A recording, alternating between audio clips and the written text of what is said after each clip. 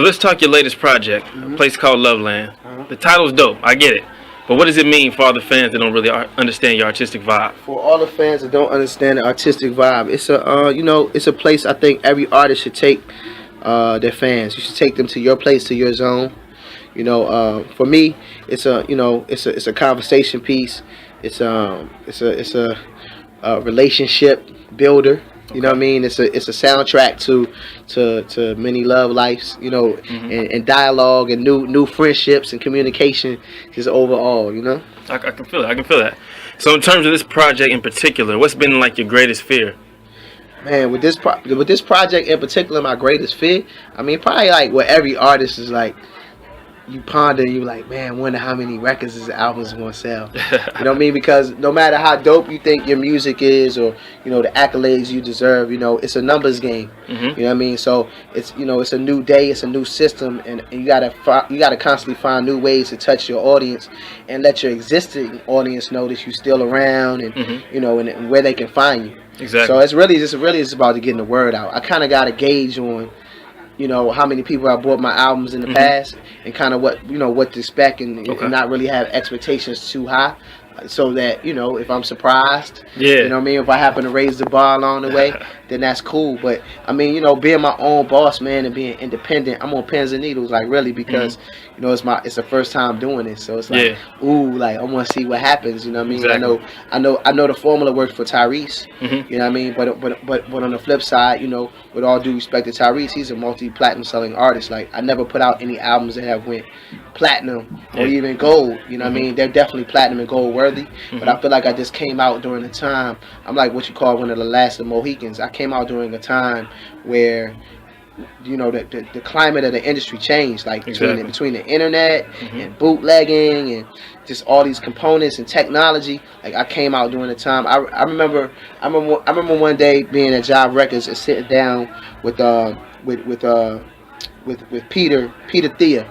And after a meeting with Barry Weiss, I sat down with Peter Thea, and Peter Thea looked me in the eyes and he said, man, you know what?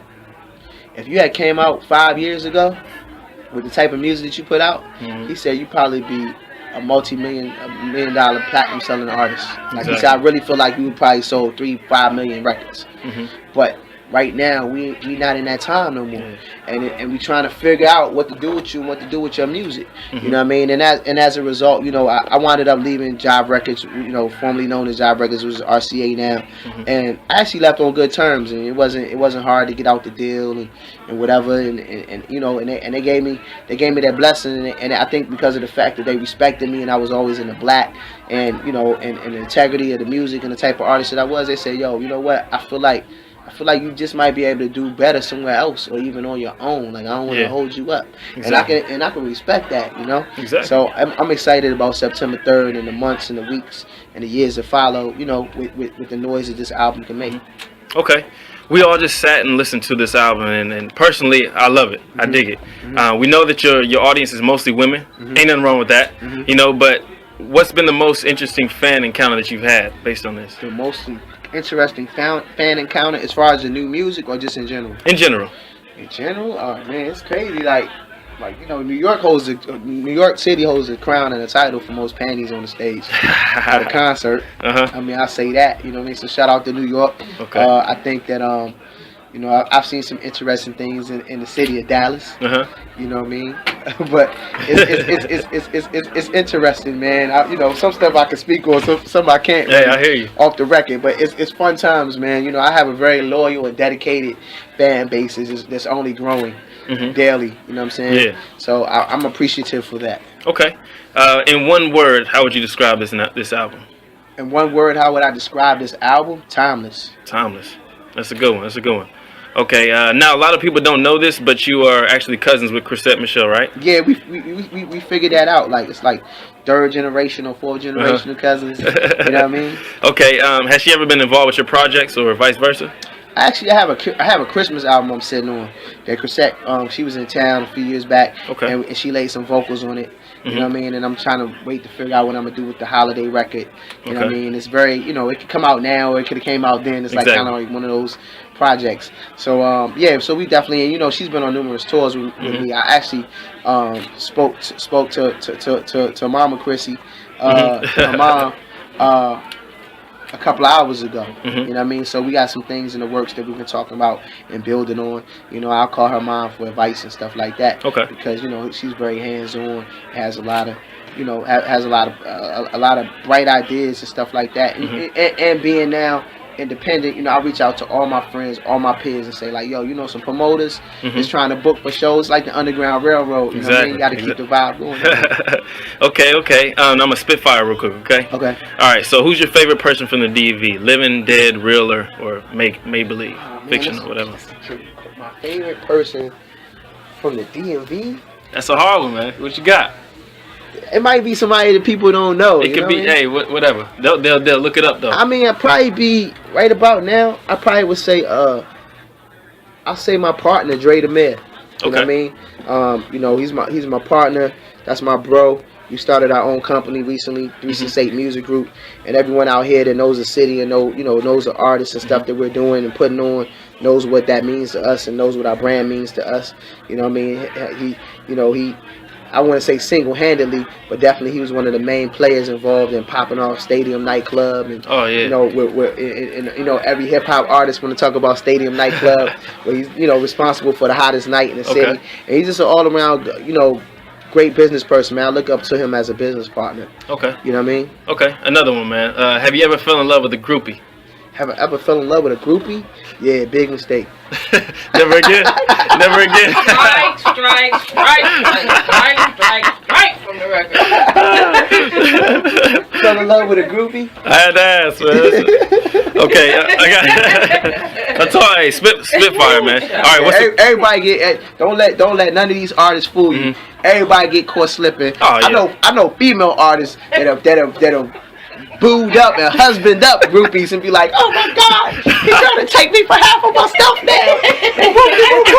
Everybody get caught. Don't get it twisted. Everybody gets caught slipping. I'm just, you know, I've been doing music, man, for a very long time now. So I'm really not in the, you know, it's not. I don't make music try to get women. Or like, you know what I'm saying? Like my agenda is so much bigger than just, you know, a woman. If anything, you know, I've learned that, you know, you can't have them all, and you know. Shit, 99% of them, you know, it's a connection, man. You know what I'm saying? That, you know, it's a fair, in that way, it's fair exchange, no robbery. You know what I mean? Like, you know, you let them enjoy you, let them enjoy your music, and just keep that like that. You know what I mean? Like, you know, you learn as you grow. You know what I'm saying? Yeah. But there definitely was a time. You know what I mean? Being young. Can't fault you for that. Yeah, man. Being young and I got some groupie tales, definitely. We got to hear some of those some other time, man. I'm definitely gonna hear that. What's the craziest rumor you heard about yourself? The craziest rumor that I heard about myself is probably that I'm just like stuck up and like, you know, don't like to do autographs or don't like to do radio or just not the people person or difficult. You know what I mean? I like to think that, you know, when people think of me, I want them to say I'm one of the most humblest people you meet in the game, that I'm easy to work with, and you know, and I'm about creating platforms and situations not only for myself but my peers. Okay. When's the last time you've been to church? The last time I've been to church, it's been a minute. Yeah. I'm definitely God-fearing, you know, and I believe in the Creator. I'm not I guess what you say, religious. You know what I'm saying? Spiritual. Yeah, I'm more so spiritual, you know, and it's been a while since I've been to a church, yeah. Okay. And you mentioned the Creator and God several times in during your experience tonight. But what does God mean to you? God is love, God is pure, God is unselfish and you know, and giving and forgiving. You know what I mean? All these wonderful, beautiful things. You know, he's love. You know, he or she. I guess we don't know. Exactly. We don't know. You know, exactly. It's, you know, it's one of the. I think next to what is love, You know, that's probably number 2, and the number 1 is like, who is God? You know what I'm saying? Those are like the unsolved mysteries of the universe and the galaxy. We ain't never gonna get the answer to that. You know. All right, my last question, man. Coming from a fellow artist, you know what I'm saying? I'm a starving artist, what we like to call entrepreneur. What is one of the biggest pieces of advice you can give to somebody? The biggest piece of advice I would give to someone that is a starving artist and want to come up is just, you know, be a dreamer, be ambitious, be a hustler, be hardworking, you know, be an information seeker. You know, remember that it's the quietest, it's the most quietest person in the room. They usually leaves with the most information. You know, and in a team, there's no I in the word team. You know what I'm saying? Exactly. Like, you know, surround yourself around like-minded individuals. You know, and be careful who you put in your circle. Like Tyrese book, How to Get Out of Your Own Way. I love that book. I love how he talks about his conversations with Will Smith and the fact that, you know, what's your top 5? So I'm trying to rearrange my top 5 right now in my life. Like, I'm still figuring that out. But yeah, because you want to, you know, so a lot of times I'm usually by myself. Trying to figure out the top 5 situation, you know what I mean? Exactly. Like, because, you know, you are who you kick it with, you know what I'm saying? Okay. Well, hey, Raheem, it's been a pleasure, man. I appreciate you allowing Thanks Jasmine brand in here. Yep.